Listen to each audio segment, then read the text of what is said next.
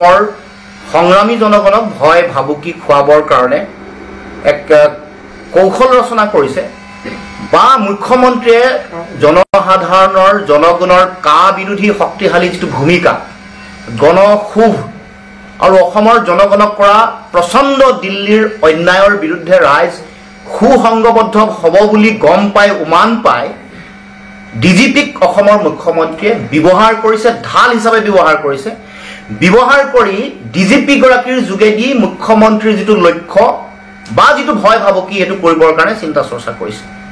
গতিকে এই যিটো টুইট, এই টুইটৰ লগত মুখ্যমন্ত্ৰীৰ যিটো অসমৰ সংগ্ৰামী মানুহক ভয় ভাবুকি খোৱাৰ যিটো কথা এইটো জড়িত হৈ আছে। টুইটটোত কৈছে যে যদিহে অসম বন্ধ দিয়ে তেতিয়াহ'লে অসমৰ GSDPৰ ১,৬৪৩ কোটি টকা বোলে ক্ষতিপূৰণ ভৰিব লাগিব। ডিজিপি গৰাকীক ক'ব খুজিছোঁ যে আপুনি পাব্লিক ছাৰ্ভেণ্টহে, আপুনি বিজেপিৰ ৰাজনৈতিক এজেণ্ডা ফুলফিল কৰা এজেণ্ট বা ঢাল হিচাপে ব্যৱহাৰ নহ'ব। এইটো স্পষ্টকৈ সকীয়াই দিব খুজিছোঁ, আপুনি যাতে সীমাৰেখা অতিক্ৰম নকৰে। ডিজিপি গৰাকীৰ প্ৰতি আমাৰ স্পষ্ট বাৰ্তা, নিজৰ সীমাৰেখা ৰক্ষা কৰি কথা বতৰা ক'ব, বক্তব্য ৰাজহুৱা বক্তব্য ৰাখিব। তাৰ উপৰি এই কথা ক'ব খুজিছোঁ যে দেশত আইন আছে, আইনৰ শাসন চলে, ৰুল অফ ল। গতিকে আইন ভংগ হ'লে শাস্তি কেনেকৈ হ'ব লাগে, কি হ'ব কি নহ'ব সেই সম্পৰ্কত আইনীভাৱে গোটেই কথাটো কোৱা হয়। গতিকে গোটেই বিষয়টো আৰম্ভ নোহোৱাৰ আগতে আইনৰ আদালতৰ কথা দোহাই দি জনতাক ভয় ভাবুকি খুৱাব এইটো গ্ৰহণীয় নহয়। এতিয়া আমি ডিজিপি গৰাকীক প্ৰত্যাহ্বান জনাব খুজিছোঁ। কিছুদিনৰ আগতে হাফ হলিডে দিয়া হৈছিল, তাৰ কাৰণে ক্ষতি হোৱা ৮,৮21.৫ কোটি টকা সংগ্ৰহ কৰক বিজেপিৰ পৰা। এইটো বিজেপিৰ ৰাজনৈতিক এজেণ্ডা ফুলফিল কৰিবৰ কাৰণে বন্ধ দিছিল, হাফ হলিডে দিছিল নহয়। ৮21.৫ কোটি টকা সংগ্ৰহ কৰি ডিজিপি গৰাকীয়ে সাহস দেখুৱাওক।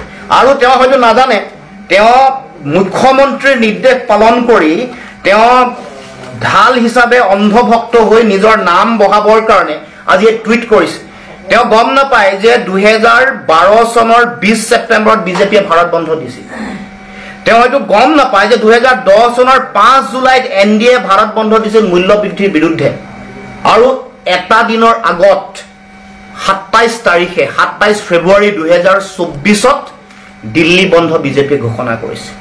গতিকে এইবোৰ সম্পৰ্কত ডিজিপিৰ স্থিতি কি হ'ব, এবাৰ এইবোৰত তেওঁ কি ভূমিকা পালন কৰিব। তাৰ লগে লগে ২০০২ চনৰ ৩১ অক্টোবৰ তাৰিখে বিজেপিয়ে দিয়া অসম বন্ধ সফল হোৱাৰ কাৰণে সেই সময়ত তেওঁলোকৰ কেন্দ্ৰীয় যিগৰাকী সাধাৰণ সম্পাদক মুক্তাৰ আব্বাছ নাকভিয়ে তেওঁলোকৰ ৱেবছাইটত অসমৰ জনসাধাৰণক ধন্যবাদ দিয়া আজিও পাব।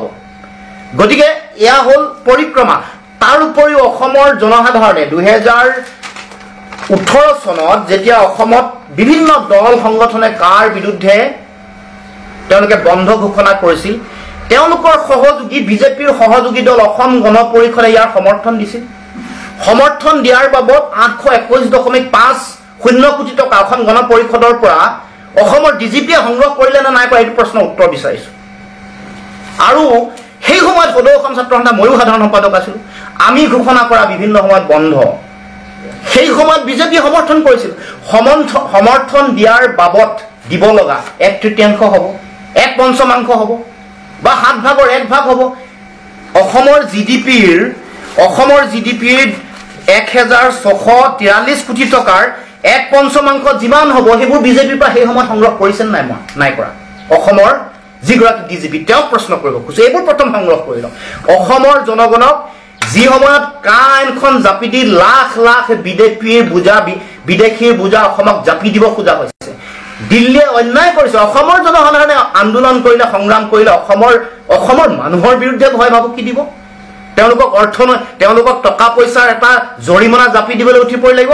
অন্যায় কৰা হৈছে অসমৰ মাটি ভেটি, ভাষা, কৃষ্টি, সংস্কৃতি, ৰাজনৈতিক অধিকাৰৰ ভৱিষ্যত, অসমৰ অৰ্থনৈতিক ভৱিষ্যত ধ্বংস কৰি দিয়া এখন আইন জাপি দিছে। অসমৰ ৰাইজে মাত নামাতিব নেকি? অসমৰ ৰাইজে আন্দোলন নকৰিব নেকি? সংগ্ৰাম নকৰিব নেকি? গণতান্ত্ৰিক অধিকাৰ সাব্যস্ত নকৰিব নেকি?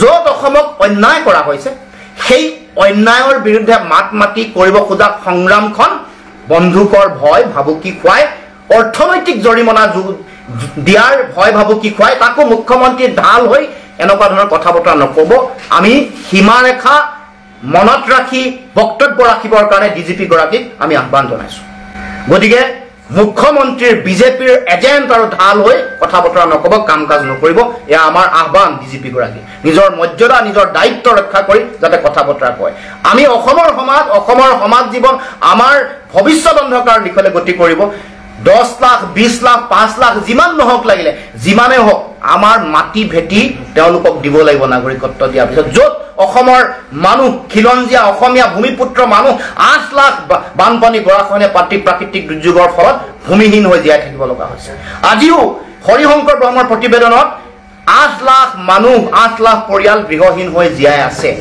বিধানসভাৰ মজিয়াত যোগেন মোহনে দিয়া তথ্যত দুবাৰ দিছে 5 লাখৰ পৰা 6 লাখ মানুহ ভূমিহীন হৈ থকাৰ তথ্য ইতিমধ্যে বিধানসভাৰ মজিয়াত আছে তাৰ পাছতো এই আইনখনৰ বিৰোধিতাৰ যুক্তিযুক্ত দিল্লীক ক'ব লগা কথা যে এইখন আইন অসমত প্ৰযোজ্য নকৰিব অসমৰ পটভূমি বেলেগ বিদেশী নাগৰিকৰ সমস্যাৰ পটভূমি তাকে নকৰি এতিয়া এই আইনখন জাপি দিয়াৰ সময়ত ৰাইজে আন্দোলনৰ কথা কোৱাৰ লগে লগে আজিও তিনিচুকীয়াত কৰায়ত্ব কৰিছে আন্দোলনকাৰী আজিও হাইলাকান্দিত আন্দোলনকাৰীক কৰায়ত্ব কৰিছে এনক গণতান্ত্ৰিক গণ আন্দোলনৰ সময়ত পুলিচে যাতে প্ৰশাসনে যাতে এনেকুৱা বাধা দিয়া কাম কাজ গণ আন্দোলন গণতান্ত্ৰিক এটা চিন্তা জাতীয় সংকটৰ বিষয়বোৰত যাতে বাধা দিবৰ কাৰণে তেওঁলোকে চেষ্টা নকৰে তাৰ কাৰণে আহ্বান জনাইছো আপোনাৰ মঞ্চ আপোনাৰ কণ্ঠ চানমুখ